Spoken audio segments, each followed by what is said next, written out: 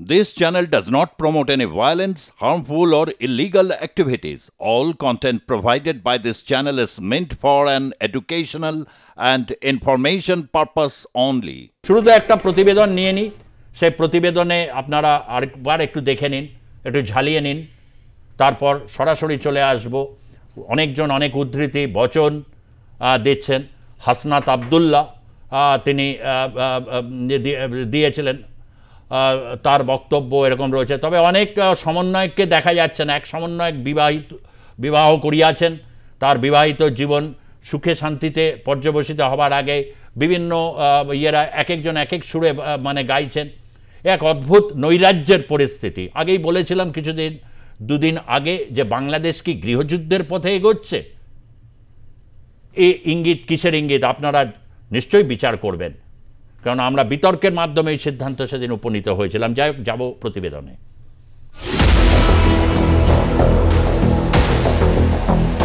হাসিনা সরকার পতনের 6 মাসে ফের উত্তপ্ত বাংলাদেশ। এবার শেখ পরিবারের ইতিহাসের ইতি টানতে ধানমন্ডিতে ধ্বংসযজ্ঞ চালালো ইউনুসপন্থীরা। জনরোষের নিশানায় চূর্ণ বিচূর্ণ হলো মুজিব হাসিনা আওয়ামী নেতৃত্বের স্মৃতি।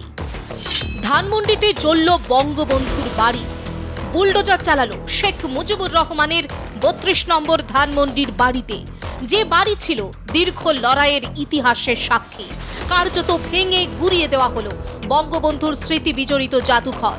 হাসিনা দেশ ছাড়ার পর ভাঙা পড়েছিল মুজিবুর রহমানের মূর্তি। এবার কোপ পড়ল স্মৃতি বিজড়িত মুজিব ভবনেও। ধানমন্ডিতে ধ্বংস হাসিনার বাড়ি। ধানমন্ডি 5A-তে হাসিনার বাড়ি সুধা সদনেও আগুন ধরিয়ে দেওয়া হয় বুধবার রাতে। বৃহস্পতিবার সকাল পর্যন্ত সেই আগুন জ্বললেও তা নেভাতে আসে না দমকল। ধানমন্ডিতে লুটপাট। অগাস্টের ছবি ফিরল ফেব্রুয়ারির বাংলাদেশে। ঠিক যেভাবে হাসিনার দেশত্যাগের পর 2024 সালের অগাস্টে বঙ্গভবনের লুটপাট চালানো হয়েছিল, তেমনি হাসিনার দেশত্যাগের 6 মাসের মাথায় ফেব্রুয়ারিতে মুজিব ভবন ও জাদুঘরে চলল লুটপাট। ভাঙচুরের পরে লোপাট অনেক মূল্যবান ও দুষ্প্রাপ্য বই। তুলে নিয়ে যাওয়া হয় কার্টন, ইট, কাঠ, লোহা, যা বিক্রি করে অর্থ উপার্জন করতে চান তারা। ধানমন্ডিতে বাহিনী মোতায়েন। বুধবার রাতে মুহুর্মুহু স্লোগানে মুখরিত হয় ধানমন্ডি। মুজিবুর রহমানের বাড়ির সামনে বিক্ষোভ দেখান ছাত্র জনতা। ধীরে ধীরে পরিস্থিতি বেরিয়ে যায় হাতের বাইরে। উত্তপ্ত পরিস্থিতি সামাল দিতে নামানো হয় সেনাবাহিনী। ছাত্র জনতাকে রুখতে রীতিমতো বেগ পেতে হয় সেনাবাহিনীকেও। খুলনায় হাসিনার কাকার বাড়ি ভাঙচুর।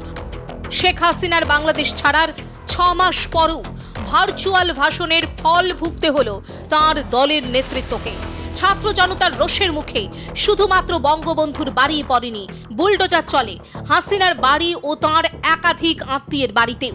খুলনার ময়লাপোতায় বুলডোজার দিয়ে ভেঙে ফেলা হয় প্রাক্তন প্রধানমন্ত্রী শেখ হাসিনার কাকার বাড়িও, যা শেখ বাড়ি নামে পরিচিত ছিল। সিলেট চট্টগ্রামে ধ্বংস বঙ্গবন্ধুর মুরাল। চট্টগ্রাম ও সিলেটে ছড়িয়ে পড়ে অশান্তির আগুন। দুটি জায়গায় বঙ্গবন্ধুর মুরাল ভেঙে দেয় বিক্ষোভকারীরা। চট্টগ্রামে চলে মশাল মিছিল, সেখানে হাতুড়ি দিয়ে ভেঙে দেওয়া হয় শেখ মুজিবুর রহমানের মুরাল। বঙ্গবন্ধুর গ্রাফিতি যেখানেই সেখানেই চলল হাতিয়ার। সিলেটে বুলডোজার দিয়ে ভেঙে ফেলা হয় বঙ্গবন্ধুর মুরাল। দেশ জুড়ে রোষানলে আওয়ামী লীগ। ছাত্র জনতার রোষানল আওয়ামী লীগের নেতৃত্বদের বাড়িতে। কুষ্টিয়ায় আওয়ামী লীগের যুগ্ম সাধারণ সম্পাদকের বাড়িতে চলে ভাঙচুর। বুলডোজার দিয়ে ভেঙে ফেলা হয় তাঁর বাড়ি। হাসিনা দেশ ছাড়ার পর এই বাড়িতে একাধিকবার হামলার ঘটনা ঘটেছিল। ছাত্র জনতার রোষ থেকে বাদ পড়েননি আওয়ামী লীগের উপদেষ্টা তোফায়েল আহমেদও। আগুন ভাঙচুর চলে তার গাজীপুরের বাড়ি প্রিয় কুটিরেও। পেট্রোল ঢেলে জ্বালিয়ে দেওয়া হয় প্রাক্তন সাংসদ বাহাউদ্দিনের কুমিল্লার বাড়ি। জাহাঙ্গীরনগর বিশ্ববিদ্যালয়ের পড়ুয়ারা মোরাল ভেঙে দেয় মুজিব হাসিনার। হামলাকারীদের দাবি আওয়ামী লীগকে নিষিদ্ধ ঘোষণা করতে হবে। ধুলিসাতে সন্ধে রাত সকাল। সন্ধ্যের তাণ্ডবের জের রাত পেরিয়েও চলে সকালেও। বাংলাদেশ থেকে মুজিবের সকল স্মৃতি মুছতে সকালেও চলে ভাঙচুর। বুধবার রাতেই বুলডোজার দিয়ে গুঁড়িয়ে দেওয়া হতে থাকে ধানমন্ডির স্মৃতি বিজড়িত বাড়ি। বৃহস্পতিবার সকালে সেই বাড়ি কার্যত ধূলিসাৎ করে দেওয়া হয়। চলে ধ্বংসযজ্ঞ। মুজিব ভবনে প্যালেস্তাইন পতাকা। বাংলাদেশের ঢাকায় শেখ মুজিবুর রহমানের স্মৃতি বিজড়িত ৩২ নম্বর ধানমন্ডির বাড়ি বুলডোজার চালিয়ে ভেঙে গুড়িয়ে দেওয়ার কাজ চলার সময় সেখানে এক ধ্বংসাবশেষের সামনে উড়ল প্যালেস্তাইন পতাকা।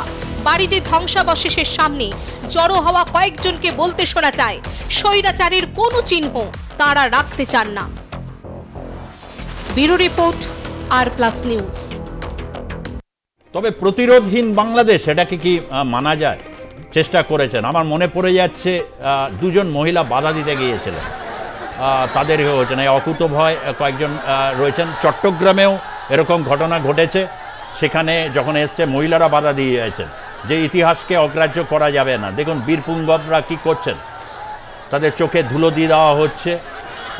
গোটা পৃথিবীকে চোখে ধুলো দিতে চেয়েছিল কিন্তু পারেনি, তার কারণ কঠোর নিষেধাজ্ঞার মধ্যে বাংলাদেশের সংবাদ মাধ্যম কিছু কিছু সত্যকে তারা তুলে ধরার চেষ্টা করছে। এবং অবশ্যই যতই গালি দাও ভাই, বিভিন্নভাবে অপপ্রচারের নামে তোমরা ডিসইনফরমেশন ওয়ার চালালে এর প্রত্যুত্তর দেওয়ার মতো ক্ষমতা নিঃসন্দেহে ভারতীয় মিডিয়া থেকে গোটা বিশ্বের মিডিয়ার তারা রয়েছে। এই ঘটনাগুলো দেখাচ্ছে যে কোনো ক্ষেত্রে দুই সাহসিনী তারা কিন্তু সেখানে প্রতিবাদ করতে এসেছিলেন। মনে পড়ে যাচ্ছে সেই দিন একজন মস্কো কমিউনিস্ট পার্টির বরিস ইয়েলটসিন 3 দিনের অপারেশন মাত্র অবরোধ করে নিল মস্কো। পতন ঘটল 70 বছরের দীর্ঘ সোভিয়েত শাসনের। লেনিনের মূর্তি ভূপতিত হলো, তার সামনে এক অশীতিপর বৃদ্ধ হাতে সোভিয়েটের পতাকা নিয়ে তিনি সেদিন দাঁড়িয়েছিলেন। গোটা বিশ্বকে বলেছিলেন যে লেনিনের যেমন মৃত্যু হয় না, মুজিবুর রহমানেরও মৃত্যু হয় না কখনো। তার কারণ তারা একক শক্তিতে পৃথিবীর ইতিহাস বদলে দিতে পারেন। তাদের একটা বাড়ি নয়, মানুষের হৃদয়ের অন্তঃস্থলে তারা থাকেন। এইসব বাড়ি এরকম হচ্ছে ফাঁপা মস্তানি দেখিয়ে বাড়ি বুলডোজার দিয়ে ধ্বংস করে এ দিয়ে কোনো কিছু প্রতিপন্ন কি করা যায়? কিন্তু প্রশ্নটা হচ্ছে লাভ কার হলো, তার চুলচেরা বিশ্লেষণ করব ভাই।